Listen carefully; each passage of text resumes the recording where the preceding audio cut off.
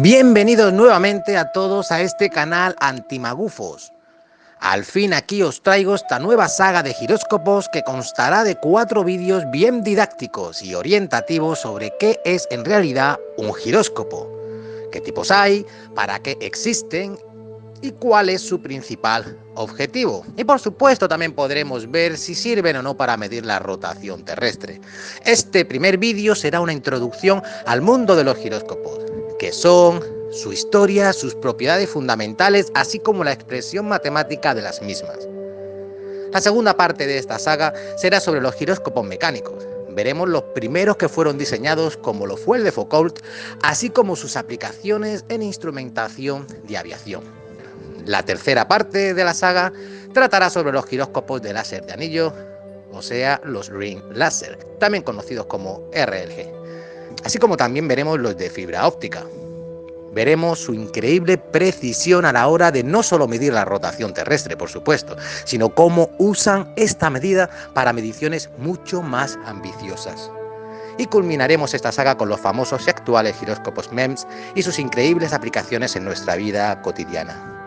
Así que sin más dilación, comencemos.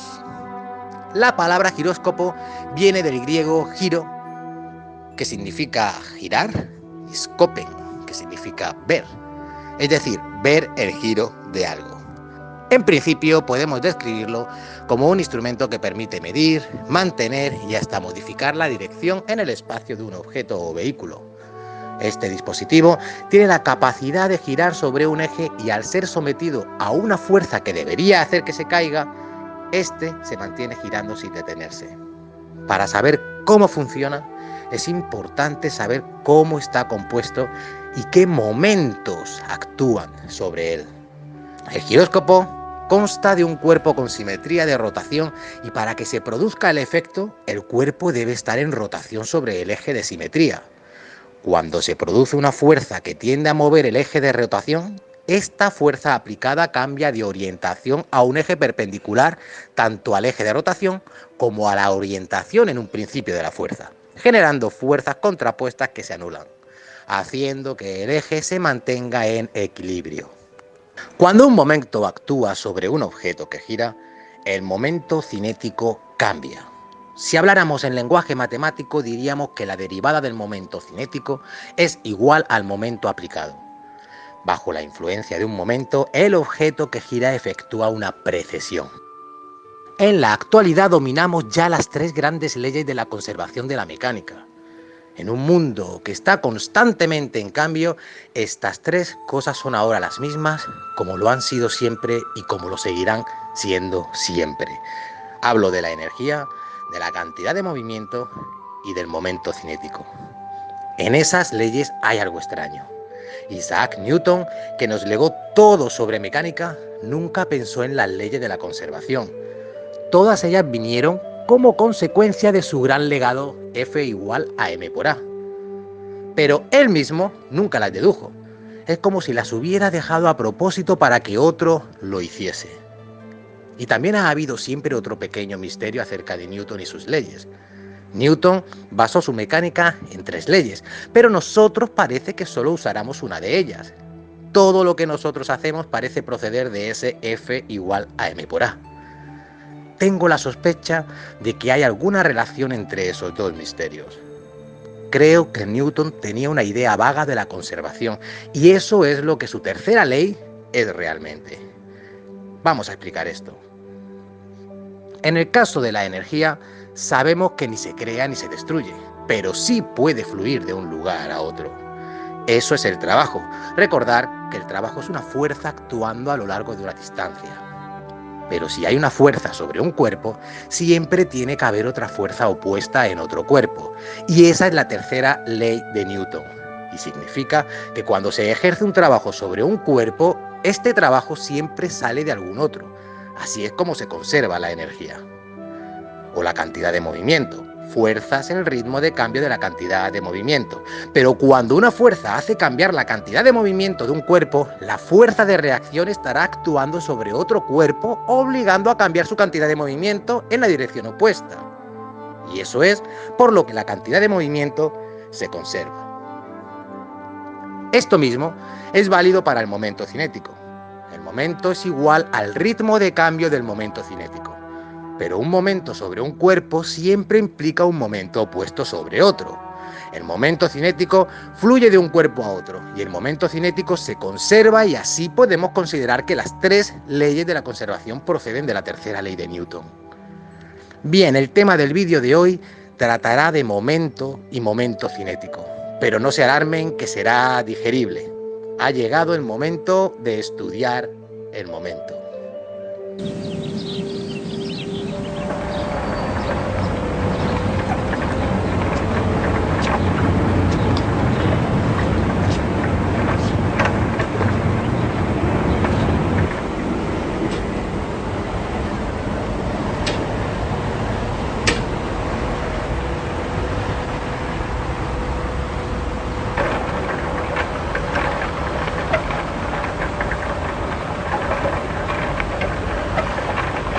Buenos días, señor.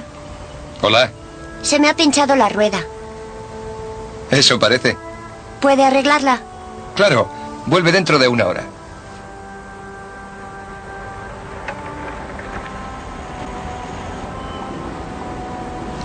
Mucho antes de que existiera la bicicleta, ya existía la rueda.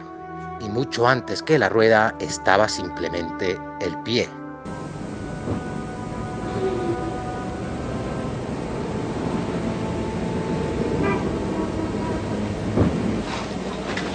Los pies transportan a sus dueños en condiciones normales y sin una carga demasiado pesada a una velocidad de unos 5 km por hora. Los pies actúan por la acción del hombre, la mujer o el niño. Se puede seguir el rastro del progreso de la cultura siguiendo la evolución de los cada vez mejores sistemas de transporte. Antes de disponer de estos, los hombres recurrieron a las bestias de carga. Las bestias y las cargas eran diferentes de unas culturas a otras, pero desde la antigüedad, aunque los que montaban pueden que haya sido bastante bestias, los seres humanos tenían una forma de cultura en constante avance y de modo creciente ahorraban tiempo en sus empeños y desgastaban su calzado por el uso. Pero sin importar cómo ni a qué distancia el destino humano estaba predestinado a viajar. Se empezó realmente a rodar con la rueda aproximadamente 4000 años antes de Cristo. Probablemente la rueda fue inventada por los sumerios de Mesopotamia.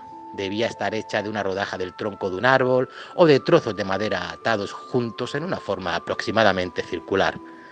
Pero hay algo que desde entonces no ha cambiado con respecto a las ruedas, y es que están diseñadas para girar. No hay nada especial en una rueda que no esté girando. Si nos olvidamos de sostenerla, se caerá, como cualquier otra cosa. La fuerza de gravedad hace caer la rueda. En otras palabras, cuando la rueda no está girando, no está en su naturaleza el ir, sino el caerse. Pero una rueda girando ya es otra cosa. Una rueda girando tiene momento cinético. Y recuerden que cuando hay un momento cinético, hay un extraño momento.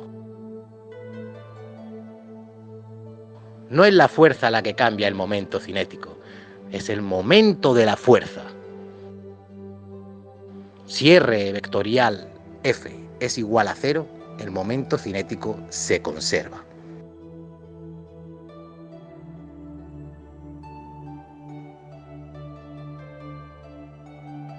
Sin duda alguna, no todas las fuerzas se comportan de esta manera. Por ejemplo, para abrir una válvula o para hacer girar ruedas se necesita un momento. El momento es el que causa la rotación y es igual a R vectorial F.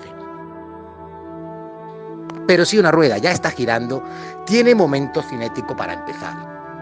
El momento puede cambiar el momento cinético, pero de una manera diferente. De hecho, la gravedad puede hacer ahora una extraña jugada. Su fuerza se dirige hacia abajo, pero el momento se dirige hacia un lado, de acuerdo a la ecuación tau igual a derivada de L con respecto a t. El momento cinético girará oblicuamente y la rueda, en vez de caer, hará otro tanto. Así directamente es fácil ilustrar el hecho de que una rueda que gira no se cae. Pero detrás de este ejemplo, de una escena en directo, En verdad, ¿qué está pasando aquí realmente? ¿Qué es lo que mantiene a la rueda sin caerse?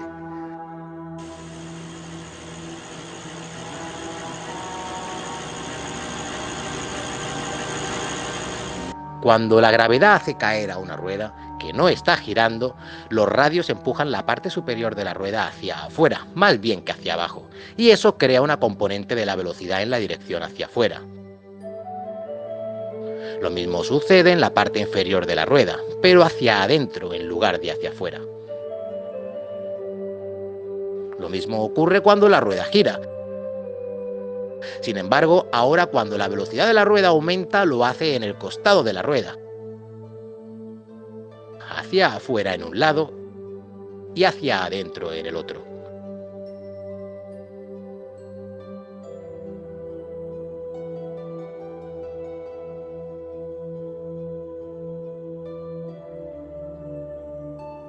Cada radio agrega su propio empuje en el lado superior, produciendo un empujoncito en el lado.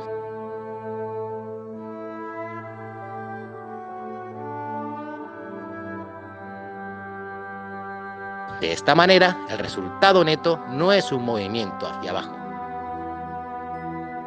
es lateral.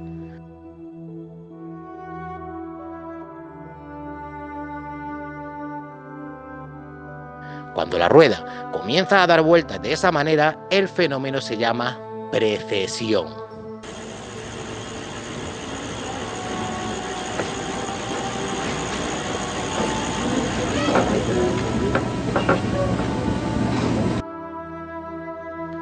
Una rueda de bicicleta y una peonza girando tienen mucho en común.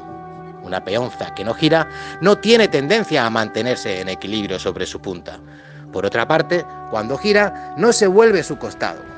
En lugar de eso, la gravedad produce otra clase de movimiento, la precesión. Ya sea que esté girando o no, la peonza actúa como si toda su masa estuviera concentrada en su centro en un punto llamado centro de masa.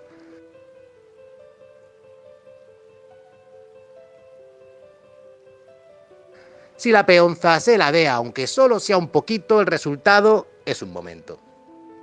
Cuando esto le sucede a una peonza girando, el momento modifica ligeramente el momento cinético de la peonza, haciéndole describir un pequeño círculo alrededor del que va la peonza, con un pequeño rozamiento que produce el calor en su punta. Cada vez que se produce calor, se pierde una cierta cantidad de energía. Eso ocurre porque el calor, que es el movimiento aleatorio de las moléculas, es otra forma de energía.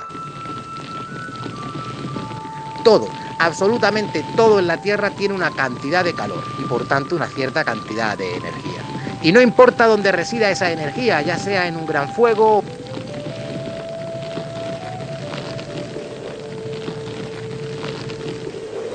o en un témpano de hielo que cruje, o en la energía potencial de un giróscopo que parece resistirse a la gravedad. Toda la energía, no importa su forma, se conserva siempre. Esa es la conservación de la energía. Es una profunda ley de la física y tan universal que se puede ver en la precesión de un juguete. Aquí también se produce calor. Parte de esa energía se origina al bajar el centro de masa del juguete, que baja más a medida que la precesión del objeto se hace mayor. Pero a pesar de la pérdida de energía, la rotación continúa con notable estabilidad. Va dando vueltas y vueltas y así continuará dando vueltas y vueltas hasta que algo interrumpa la precesión. Por supuesto, antes de que algo interrumpa su precesión, las peonzas y los juguetes pueden tener movimientos de precesión de lo más asombrosos y variopintos.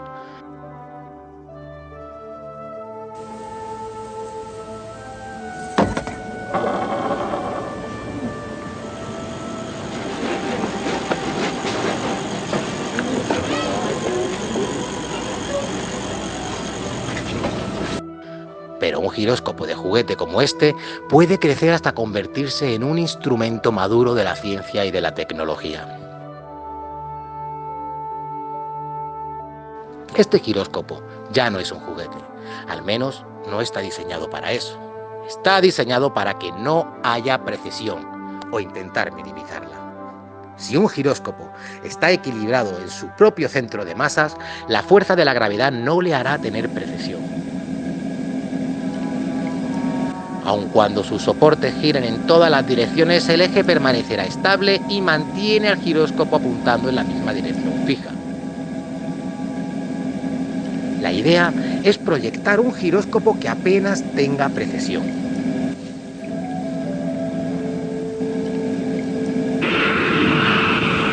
En el mundo real, ayudados por giróscopos, cualquier desviación de rumbo predeterminado de un avión o submarino puede ser automáticamente detectada y corregida.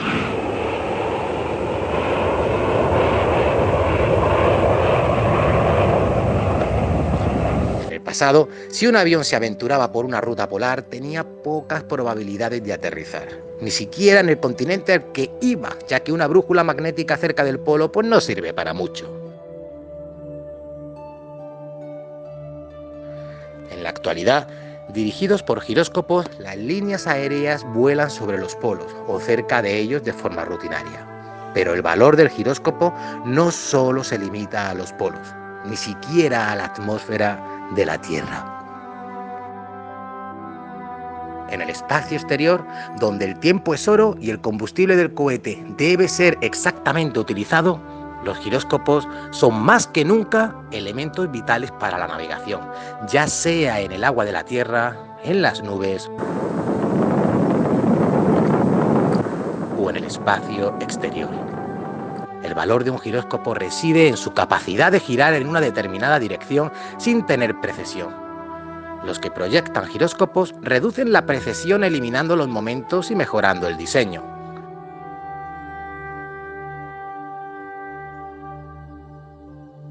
Cuando un objeto tiene precesión, el extremo de su vector momento cinético se mueve con movimiento circular uniforme con una velocidad angular de módulo constante que aquí represento como omega. Omega es la velocidad angular de precesión. Las ecuaciones del movimiento circular uniforme dicen que V, que es la derivada con respecto al tiempo de R, es omega multiplicada por R. De la misma forma, tau, la derivada con respecto al tiempo de L, es omega multiplicada por L.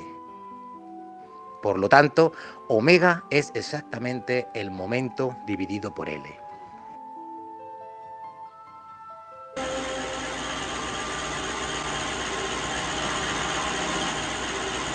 Puesto que un buen giróscopo apenas tiene precesión en absoluto, la rueda de la bicicleta no es buena para la navegación, evidentemente. Tiene demasiada precesión. ¿Pero esto por qué? Sabemos que el momento es R vectorial, F. Como en el caso de la rueda de la bicicleta son perpendiculares, el módulo es R por F.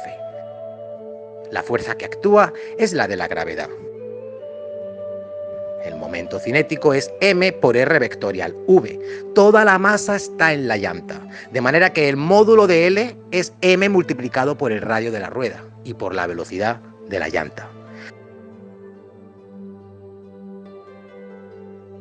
Como V es omega por R, la velocidad de precesión es la distancia al punto de apoyo multiplicada por G y dividida por el producto de la velocidad de rotación de la rueda y por el cuadrado del radio de la misma.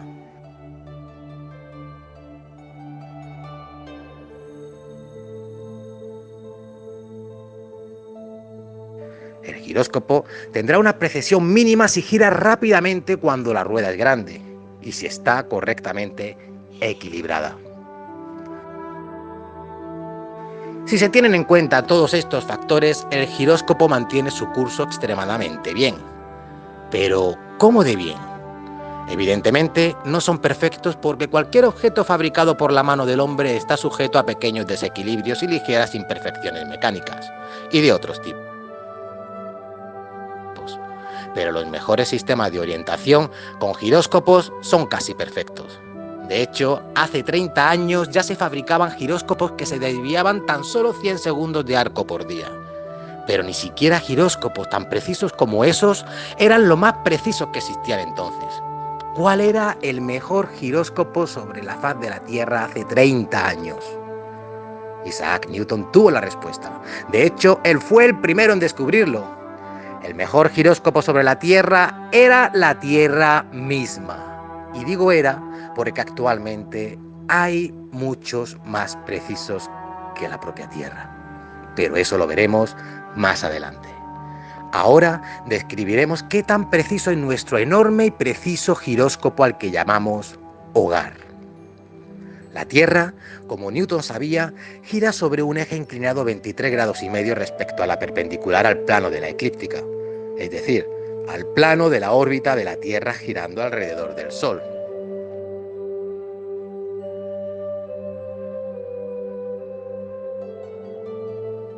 En otras palabras, visto desde la Tierra, el Sol parece recorrer una órbita en un plano inclinado 23 grados y medio respecto al plano del ecuador. 2 veces al año, el Sol atraviesa el plano del ecuador. Estos puntos en los que el Sol lo atraviesa se llaman equinoccios, indicando que el día y la noche tienen la misma duración. Siempre han sido vitales estos puntos para los astrónomos. Desde la noche de los tiempos, los astrónomos observaron el fenómeno de los equinoccios. Chinos, griegos, babilonios y turcos, a lo largo del tiempo y dentro de las más grandes civilizaciones, compartieron su fascinación por los equinoccios. Se suelen usar para marcar los momentos exactos del cambio de estación. Los egipcios, los mayas, todo el mundo antiguo, por distintas que fueran sus tierras, han compartido el mismo cielo. Y por diferentes que fueran sus religiones, sus antiguos astrónomos miraban al cielo con algo en común.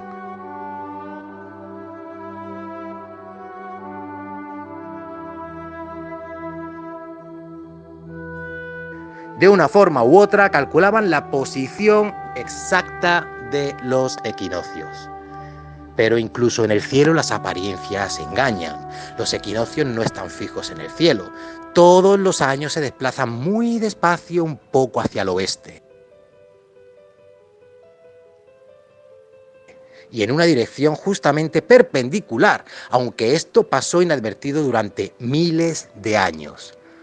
La estrella polar parece desplazarse también, sin embargo, los antiguos astrónomos veían la estrella polar de un modo diferente. La veían absoluta y eternamente fija en un lugar como un mito cósmico. En China era respetada como una diosa, con el poder de prolongar la vida misma. Los sabios árabes veían la estrella como algo dañino. Creían que la estrella del norte había asesinado al gran guerrero de los cielos que yace para siempre en un ataúd cósmico contorneado en rutilante detalle por la Osa Mayor. Pero a pesar del movimiento y de la mitología que la rodeaba, la estrella polar también ha tenido durante siglos aspectos prácticos, conocida como estrella guía, estrella de los rumbos, estrella de los navíos. Ha ayudado a todos los navegantes a cruzar por los mares. Parecía que los egipcios habían construido la pirámide de Khufu a la luz de la estrella polar, que era visible desde el fondo de uno de los profundos pozos de la pirámide. Sin embargo, 3000 años antes de Cristo la estrella polar no era la que es hoy.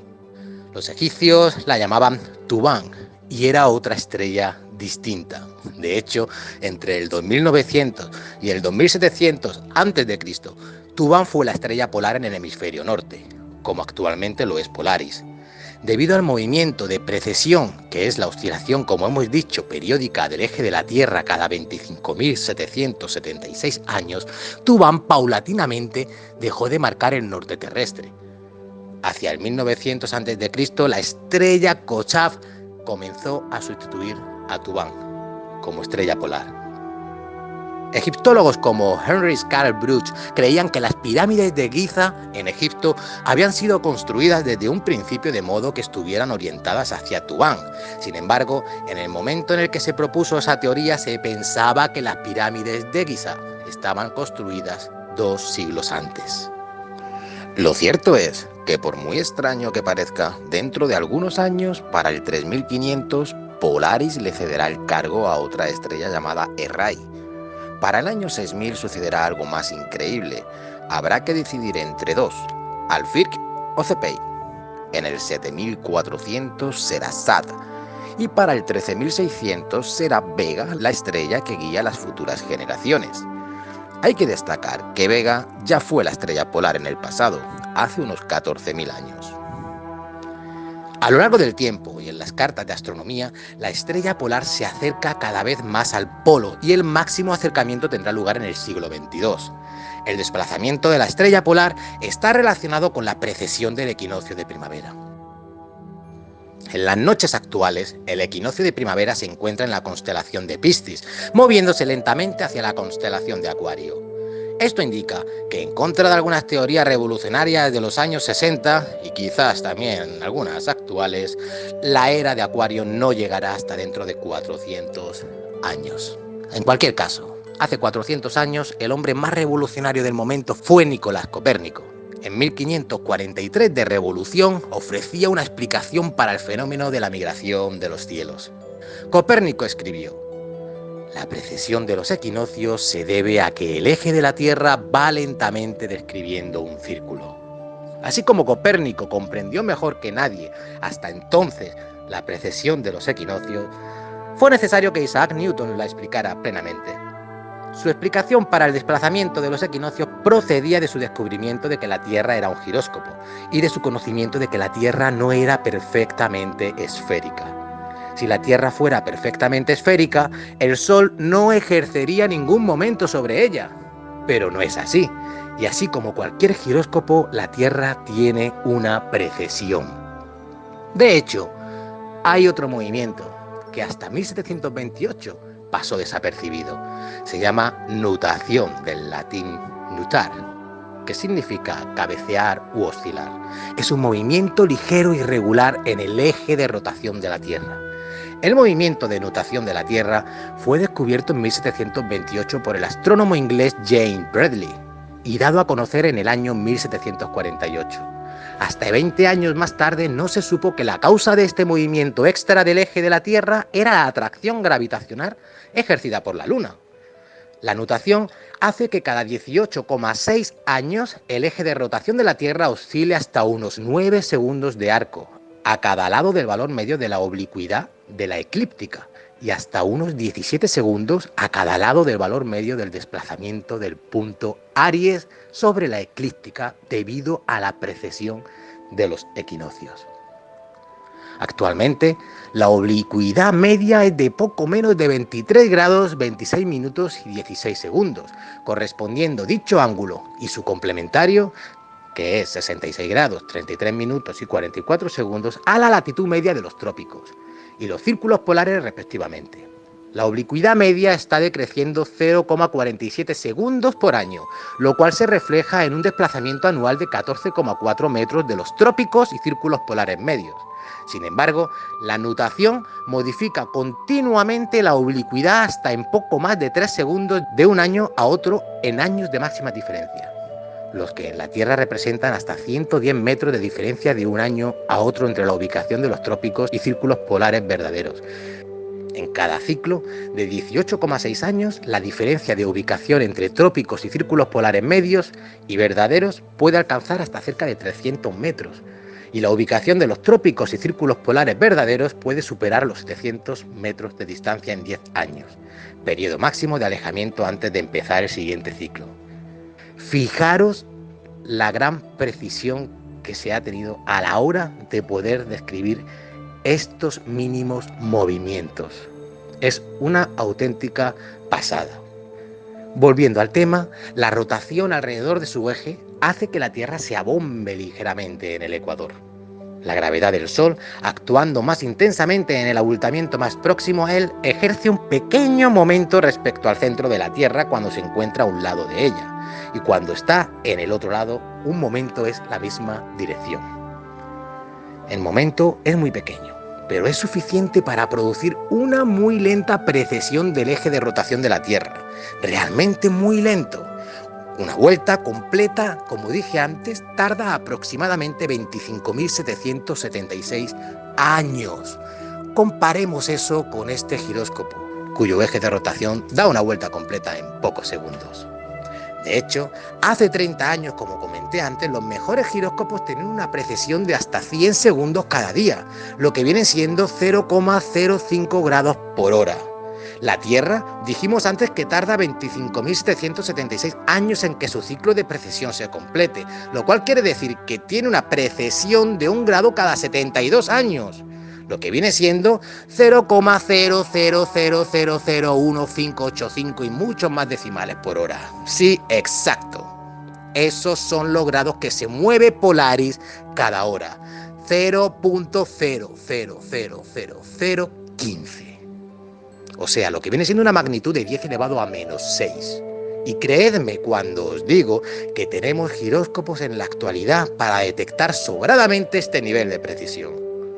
Y cuando digo sobradamente, digo de una magnitud de 10 elevado a menos 14. Imagínense entonces si estos giróscopos son capaces de medir la precesión, si no serían capaces de medir la rotación terrestre. Pero eso será tema de los siguientes vídeos. El giróscopo es un raro y sorprendente instrumento, pero lo que siempre me ha llamado la atención es el hecho de que Newton lo comprendiera y fuera capaz de explicar las precesiones de los equinoccios.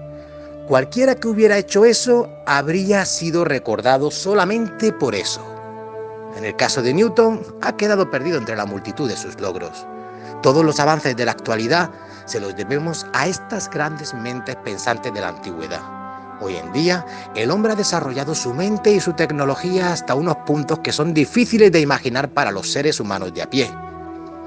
Bien, ya vimos las propiedades de los giróscopos, su historia y sus aplicaciones.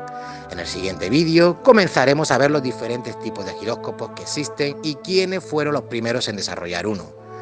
Veremos los giróscopos mecánicos, como no podía ser de otra manera, comenzaremos por los primeros que empezamos a desarrollar y sus tremendas aplicaciones, sobre todo a nivel aeronáutico.